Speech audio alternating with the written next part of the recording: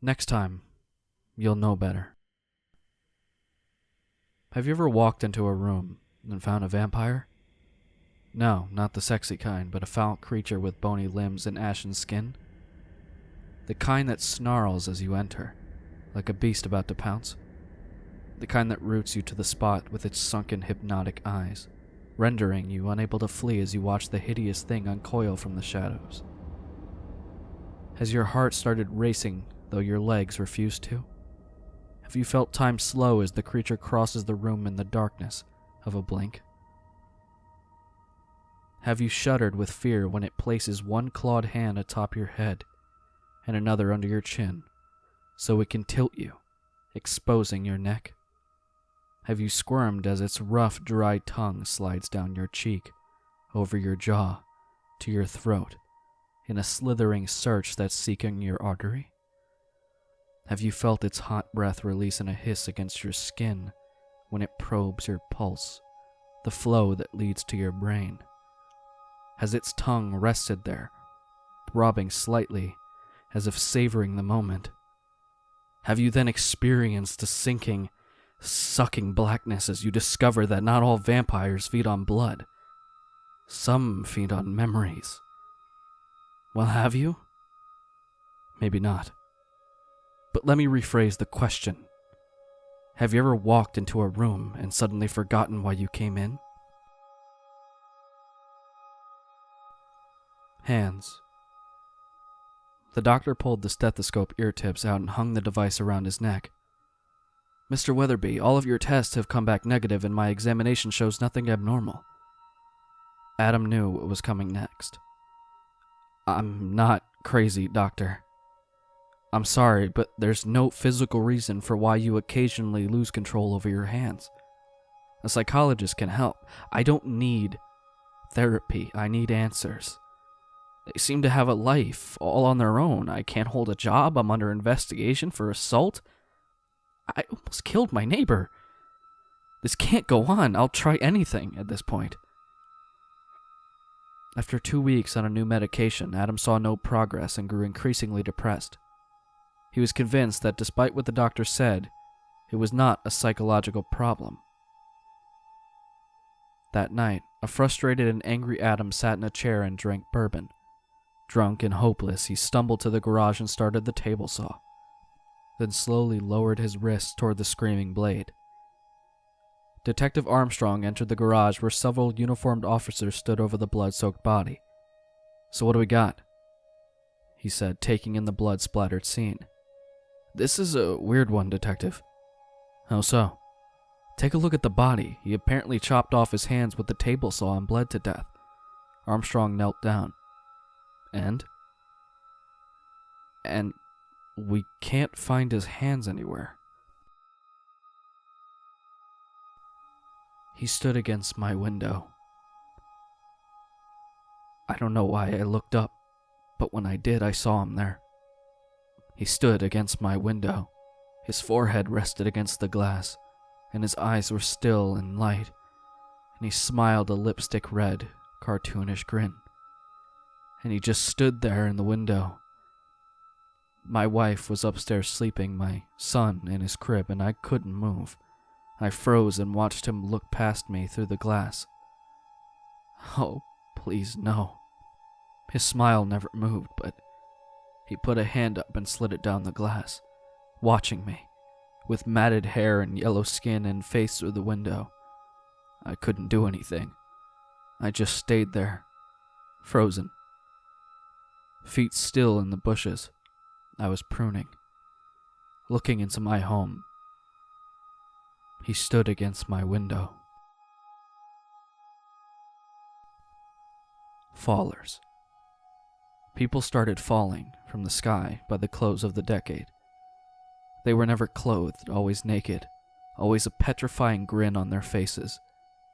It had been just a few at first, but then hundreds and thousands would fall at a time, destroying cars, homes, blocking off highways.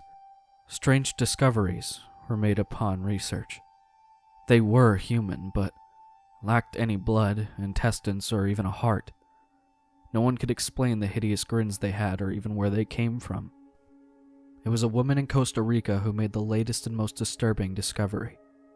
She recognized one of the fallen bodies as a long-dead relative, one who had died back when she had been a teenager. Then more and more identifications were made. Soon people were picking out their long-dead loved ones amongst the video feeds, cadaver piles, and crematoriums. No one could explain why they were coming back, falling from the sky. Even more distressing, after disposing of the bodies, it wouldn't be long until that same body came plummeting from the sky again. You could not get rid of them, no matter what. People were getting killed by the higher volume of falling bodies, and soon after burial, they too began to fall. My mother was killed when a body landed on her car, crushing her. The next week, the news reported on a body that had gotten lodged into an airplane windshield. I saw my mother's grinning face, the happiest I had ever seen her. They say when hell is full, the dead shall walk the earth. But what about heaven? The happiest day of my life. I watched as my soon-to-be father-in-law held his daughter's hand as he walked down the aisle. Tears streamed down his face as the wedding march that played in the background reminded him that in a few minutes he would be watching me hold his daughter's hand and slipping on her ring. He walked up to the altar and took hold of her hand, grinning from ear to ear. It was the happiest day of my life. My bride's father got down on his knees and started begging. Please. I did what you asked. Just please give me my daughter back. I glared at him. Shut up and stop ruining the moment. If you sit back down and enjoy the ceremony, maybe I'll tell you where I've hidden the rest of her body. Hidden. Where are you? I screamed, panicked. I run through the abandoned farm. I can't find her. Not in the old house. Not in the barn. I run into the empty field, heart racing. As I scan the area, I run into a mound of dirt and trip, sprawling to the ground. Getting up, it hits me. Abandoned farm. I tripped over freshly tilled earth. Crouching down, I start frantically clawing with my hands, scooping handfuls of dirt. I hit something hard. Wood. Are you in there? I cry. Pressing my ear to the wood, I hear muffled cries. I start digging again, but realize it's taking too long. Looking around, I see a garden shed. I sprint to it, ripping the door open. I see a shovel, still caked in dirt, probably the same one the bastard buried her with. I grab it, running back. I start digging with purpose. Soon the wooden box is exposed. I toss the shovel and rip open the crate. She stares back at me, eyes wide, bound, gagged, but still alive. I sigh with relief. Thank God. I reach into my bag, pulling out my rag and chloroform. I crouch down, placing it over her face. She struggles and faints. I toss her over my shoulder. Ah, hell, my brother says, as I walk back to the truck with a smirk. You found her? Yep. You almost had me though. I laugh. All right, my turn. Where did you put her? I gesture to the creek area. Somewhere over there. Drowning's an issue though. Jerk, he says, running off. I smile, watching him go. I love adult hide and seek. The eyes are watching me. I bought a new house in the small town of Winthrop. The house was cheap, but the most important part was that I needed to get away from the city. A few months ago I had a run-in with a stalker. While I had managed to get him arrested, I couldn't shake the feeling of eyes just constantly watching me. I felt like there were eyes everywhere, at home and on the street. So I decided to move out into the country to somewhere with less people, just for peace of mind. The house itself was big and somewhat old, but otherwise very welcoming. The agent who introduced me to the house had been required to mention that a serial killer had lived here in the past, which was why the house was so cheap.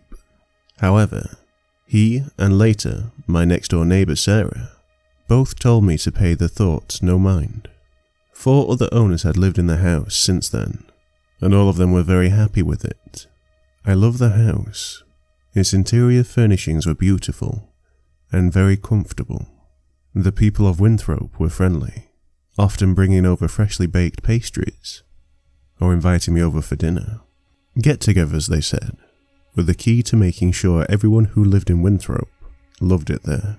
Yet after a week, I stopped loving it. The feeling of someone watching returned, worse than before. I tried to ignore it, but soon I started losing sleep. Giant bags grew under my eyes. I began yawning almost as much as I breathed. Sarah was kind enough to let me stay in her house for a few nights. It was during this time that I heard the legend of the Forrest Carter, the serial killer who lived in my house. While no one knows his exact kill count, Carter, also known as the Winthrop Peacock, was a man with an extremely severe case of narcissism. Legends say that he couldn't fall asleep if he didn't feel like he was being watched. He was finally arrested for putting up a scarecrow to watch him during the night. Only it wasn't a scarecrow. Carter had murdered a 17-year-old girl, just so her corpse could stare at him. The story gave me shivers, and after I went home, I felt like there were hundreds of pairs of eyes just watching me no matter how I turned. Today, however, was the first day that I acted out. I was cooking breakfast when I felt the pair of eyes. Instinctively, out of fear, I threw my kitchen knife, which lodged itself into the wall. As I pulled it out, I found myself staring at the pair of eyes, pickling in formaldehyde. I've been watching the police peel away the drywall of my house for hours now. So far, they found 142 pairs of eyes in little glass jars. The scariest thing is, each and every one was staring at me.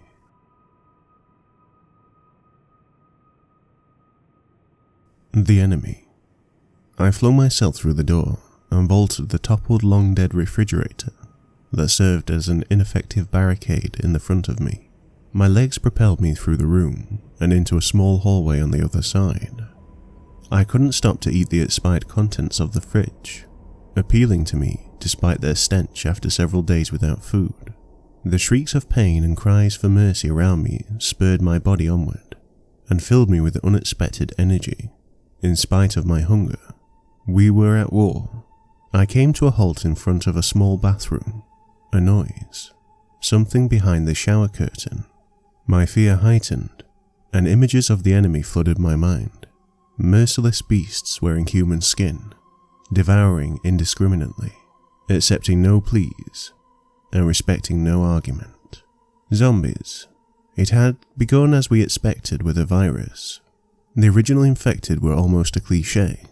There was no humanity left in them, just mindless rage, twisted bodies, and some primal urge to consume others. Our generation had prepared, with almost obsessive focus, for this monster.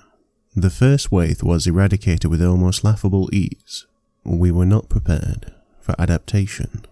We were not prepared for the creature we bred by destroying the instantly recognizable zombie, a creature with more tact. Most of the first zombies were killed at close range, you understand. Since longer range attacks were less likely to be fatal, we had trained ourselves, even before the outbreak, to equate infection with death when it came to zombies. A person died when their eyes clouded over and they started biting, not when you put a bullet in their head. The new strain of the virus still controlled the body, yes, but it left other faculties to the host. Maybe you could pull the trigger on a hopelessly crazed caricature of your best friend, your spouse, your child. But what if there was still a soul behind those eyes? Even as they attacked, they sobbed and screamed in their own voice. All the virus needed was a moment's hesitation. I bet you'd hesitate. I did, which is why now I could only watch as my arm wrenched back the shower curtain and my hands reached for the cowering child. Why I could only beg for forgiveness before the virus used my mouth to tear ragged, bloody hunks from his body. Why I couldn't even vomit as my hunger dissipated with the now sickeningly familiar taste of human flesh. We were at war, and I am the enemy.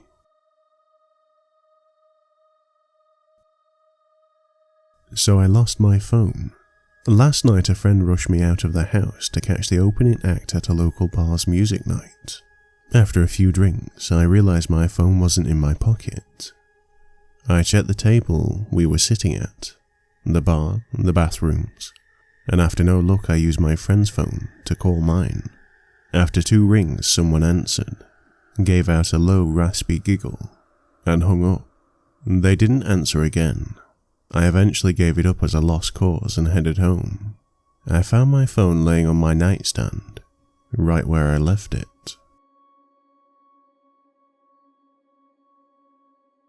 What they don't tell you about the dead. I don't want to sound mean, but the dead are pretty clueless. I've always seen them. When I was younger, everyone thought I was just talking to imaginary friends. After a couple of years, when I overheard my parents talk about calling a psychologist, I realized what I was talking to. See, ghosts don't tend to realize they're dead, and they don't look like they do in the movies. They look just like us. I'm pretty smart for a 13-year-old, so I started noticing certain patterns to tell them apart from the living. They could be a bit distant from the living people, or you'd see them try to talk to people who wouldn't even notice them. Some of them could tell I was different. Then I noticed them. Like this guy I saw after school yesterday. I'm a big boy now, you see. I don't need my parents to pick me up. Home is just a short walk away. He was standing away from the other parents. He didn't talk to them, and just stared at me. That's how I knew he was one of the ghosts. I went over, told him I knew what he was, and asked how I could help him. I don't remember much after that. I think because of what happened this morning, downstairs. My parents were crying. I tried talking to them, but they ignored me.